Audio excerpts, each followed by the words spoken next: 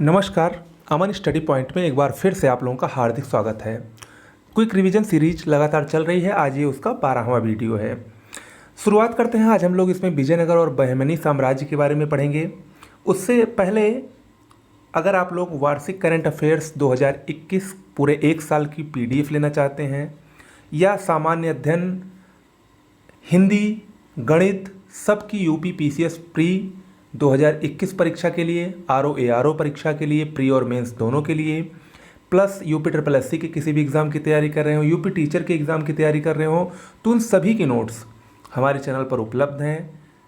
इस नंबर पर व्हाट्सएप या टेलीग्राम के जरिए मैसेज करिए, नोट्स लिखकर वहाँ पर आपको जानकारी दी जाएगी और एक बेहतरीन नोट्स को पाने का मौका आप मत गवाइए। जल्द से जल्द लेकर इसको अच्छे से पढ़ लीजिए। एक बार में निश्चित रूप से आपका पूरा सिलेबस कवर होगा।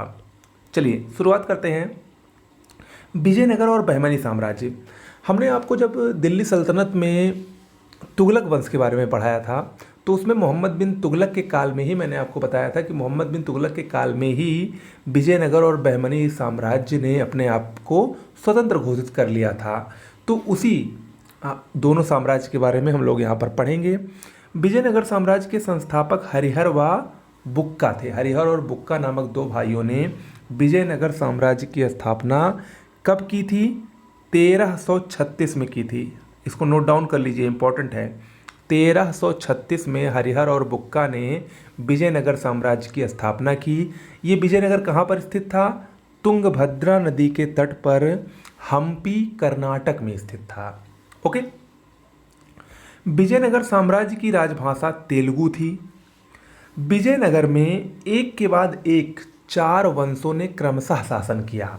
इन 4 वंशों में सबसे पहले संगम वंश आया, फिर सालू वंश आया, फिर तुलुव वंश आया और फिर अरविंदु या इसको अरविडु भी कहा जाता है।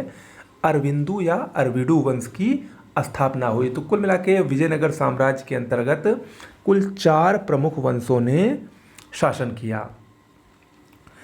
अब हम इन वंशों से संबंधित कुछ प्रमुख शासकों के नाम जो इम्पोर्टेंट है उसके बारे में मैं आपको बताने वाला हूँ। देखिए, सबसे पहले हम लोग संगम वंश की बात करेंगे। तो संगम वंश में हरिहर द्वितीय एक प्रसिद्ध शासक था। इसके बारे में इम्पोर्टेंट है कि ये महाराजाधिराज की उपाधि धारण करने वाला विजयनगर साम्राज्य का पहला शासक था। हरिहर द्वितीय संगम वंश से संबंधित था। बुक्का प्रथम, ये भी संगम वंश से संबंधित था। इसने वेद मार्ग प्रतिष्ठापक की उपाधि धारण की। देवराय प्रथम, मोस्ट इंपॉर्टेंट है, देवराय प्रथम, इसने तुंगभद्रा नदी पर हरिद्रा बांध का निर्माण करवाया। हरिद्रा बांध का निर्माण करवाया। इसी के काल में सर्वप्रथम मुसलमानों की भर्ती सेना में की गई। तेलुगु कवि श्रीनाथ, जिन्होंने हरिविलासम की रचना की थी, वो इसी देवराय प्रथम के ही दरबार में रहते थे। ठीक है, ओके।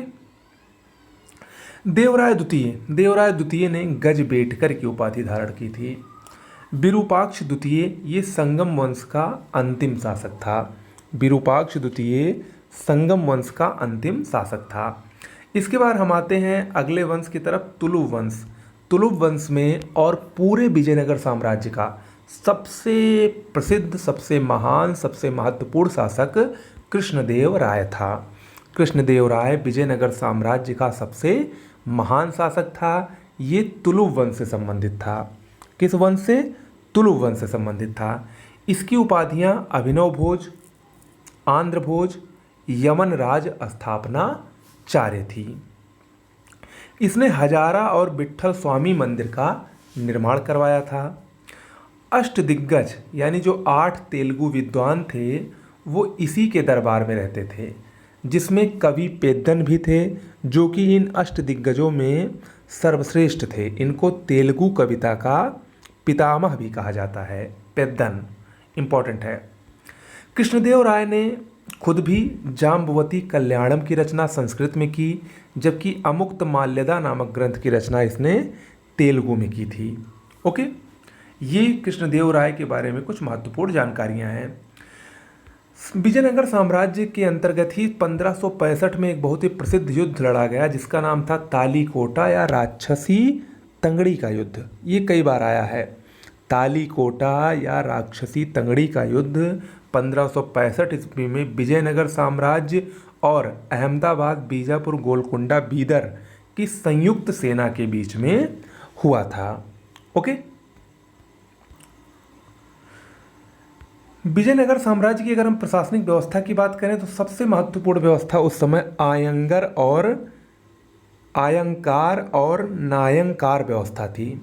वो विजयनगर साम्राज्य की अति विशिष्ट व्यवस्था थी। देखिए, ये आयंगार व्यवस्था क्या होती थी? आयंगार व्यवस्था विजयनगर के ग्रामीण प्रशासन से जुड़ी थी। इसमें 12 ग्रामीण अधिकारियों के हाथ में वास्तविक शक्तियाँ होती थी। ये थी आयंगार व्यवस्था।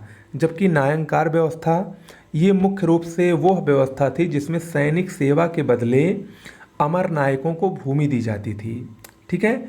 और जो उनको भूमि दी जाती थी वे उसको उपजाऊ बनाते थे, उसमें तालाबों का निर्माण इत्यादि करते थे। तो आयंगार और नायंकार व्यवस्था ये विजयनगर साम्राज्य से संबंधित है। इसके बाद आते हैं हम लोग बहमनी साम्राज्य के ऊपर। दूसरा प्रमुख साम्राज्य था बहमनी साम्राज्य। इसकी स्थापना 1347 ईस्वी में मोहम्मद बिन तुगलक के ही काल में हुई थी। ओके।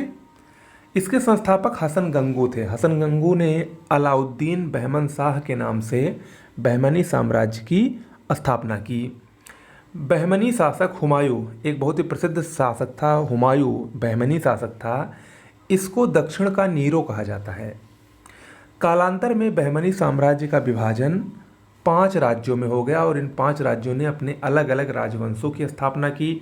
इम्पॉर्टेंट है, देखिए, पहला था बरार। इसकी स्थापना 1484 में हुई। इसके संस्थापक फतह उल्ला इमाद थे और इन्होंने इमाद शाही वंश की स्थापना की। दूसरा राज्य था बीजापुर, 1489 में स्थापित हुआ। यूसुफ आदिल शाह ने इसकी स्थापना की। आदिल शाही वंशीय था, इम्पॉर्टेंट है। अहमदनगर तीसरा राज्य था, 1490 में स्थापित हुआ। मलिक अहमद ने इसकी स्थापना की और ये निजाम शाही वंश के नाम से प्रसिद्ध हुआ। गोलकुंडा 1518 में स्थापित हुआ। कुली कुतुब शाह इसके संस्थापक थे और कुतुब शाही वंश के नाम से ये स्थापित हुआ।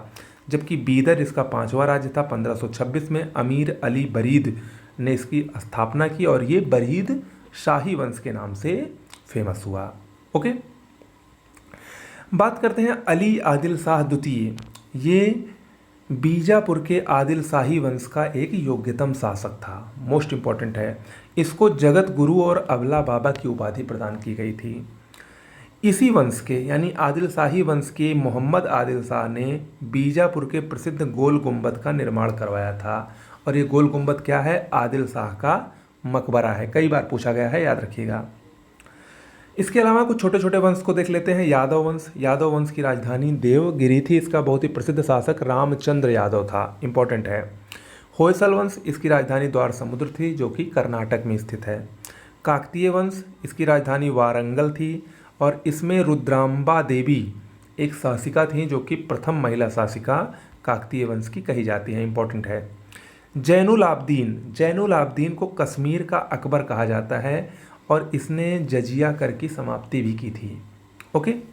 जजिया कर के बारे में मुगल काल के बाद हम लोग विस्तार से पढ़ेंगे। जौनपुर के स्वतंत्र राज्य की स्थापना ख्वाजा जहां ने 1400 ईस्वी में की थी। जौनपुर को पूर्व का सिराज भी कहा जाता था। इब्राहिम सरकी ने अटाला मस्जिद का निर्माण किया। इब्राहिम सरकी जो कि जौनपुर से ही संबद्ध थे, उन्होंने प्रसिद्ध अटाला मस्जिद का निर्माण किया था। ओके। तो आज के लिए इतना ही। विजयनगर और बहमनी साम्राज्य में इतनी बातें बहुत ही महत्वपूर्ण हैं। आप लोग इसको ज़रूर देख लीजिएगा। एक बार 2 बार देख लेंगे, निश्चित रूप से तैयार हो जाएगा। आगे हम लोग सूफी आंदोलन को पढ़ेंगे और उसके बाद मुगल साम्राज्य पे आएंगे। तो हमको लग रहा है ज़्यादा से ज़्यादा 3 से 4 लेक्चर में आपका मध्यकालीन इतिहास खत्म हो जाएगा। फिर हम लोग आधुनिक इतिहास की तरफ बढ़ते हुए धीरे धीरे अलग चैप्टर, अलग सब्जेक्ट की तरफ भी बढ़ेंगे। ओके, नमस्कार।